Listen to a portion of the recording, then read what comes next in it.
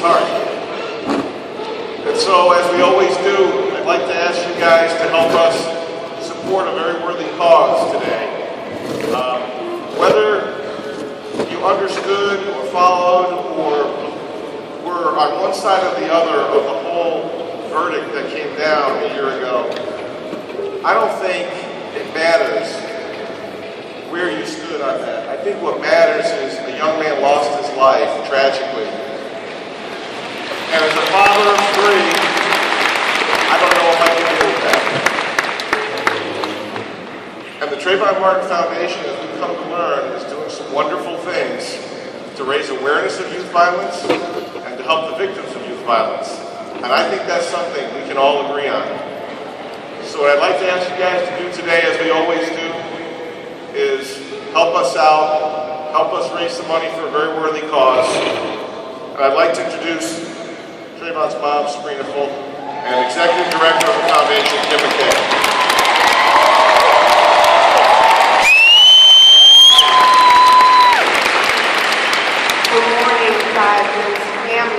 How are you this morning?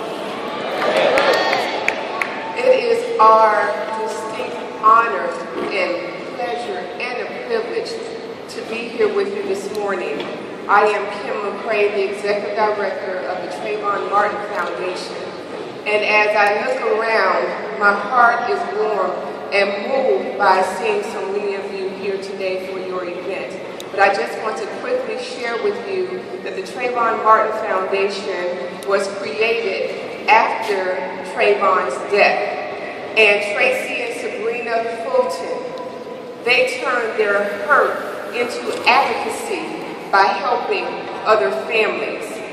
And as a result, we know that Trayvon is gone, but we are here, and we are still here to make a difference because of people like you, because of your support, because of your prayers.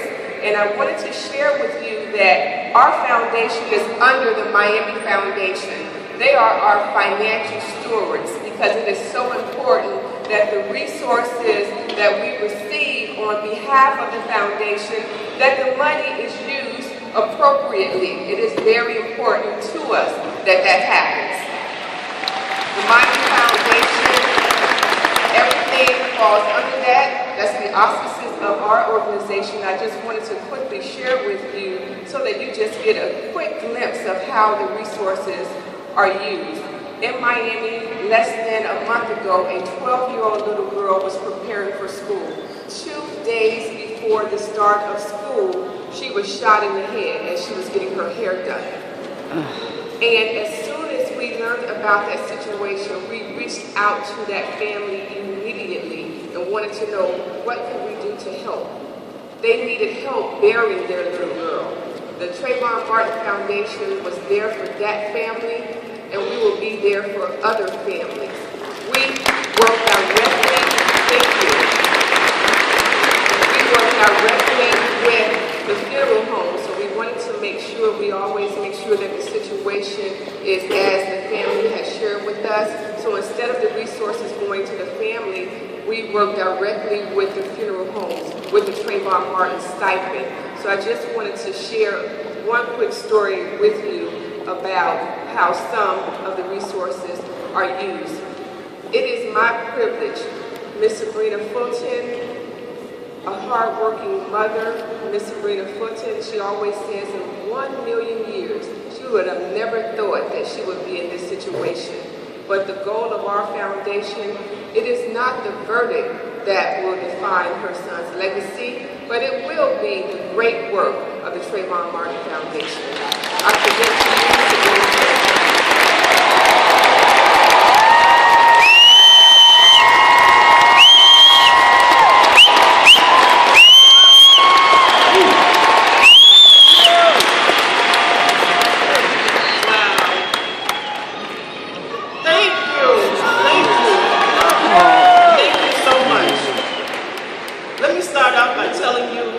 Favorite Bible verse, and this is what I said every single day to get me through my trials and tribulations. It's Proverbs 3, 5, and 6, and it says, trust in the Lord with all your heart Lean not unto your own understanding. In all your ways acknowledge him, and he shall direct your path. I truly believe in that verse. I truly believe in that verse. Let me just tell you about an average family with an average mother and average kids. With an average job, working for the housing agency, an average car, an average, just an average lifestyle. Went on vacations to average places. I don't think it was anything different about me. I do know that God selected our family. God chose us. He handpicked Trayvon for whatever reason, and that verse says, lean not unto your own understanding. So I'm not going to try to understand why it happened. I just know it happened, and I can't just sit at home and cry and do nothing. I have to make positive change for other kids, for other children.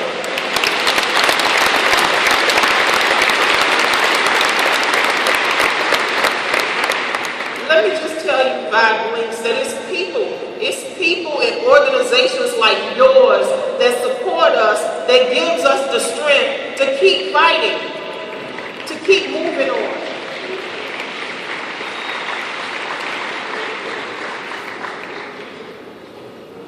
Let me just go back to the day that they read the verdict,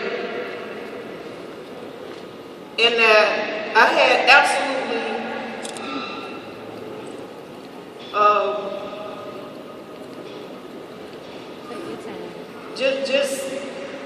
just absolutely trusted in the justice system that they would see that this was an unarmed child.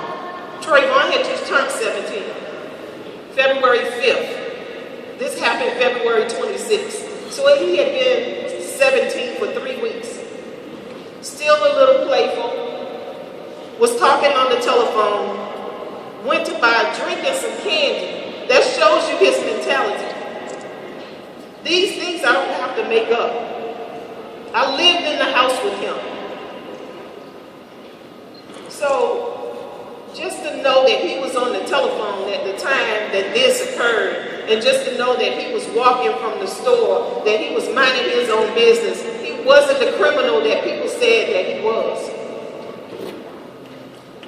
Yes, sure, he had ups and downs, but every kid does.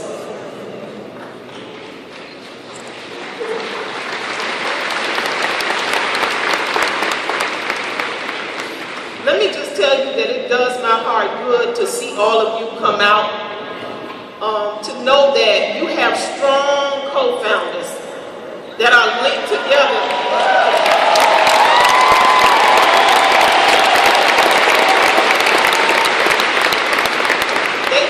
Enough of my situation, my tragic death with my son, to bring us here, to speak to you even for a few minutes. It means a lot. It means a lot to the foundation. I just want to say thank you. Thank you for having us here. Thank you, Orlando. I have no issues with Florida. I love Florida. I still live in Miami. Have no intentions of moving. I visit a lot of different places. I talk to a lot of people, but Florida is my home. Thank you.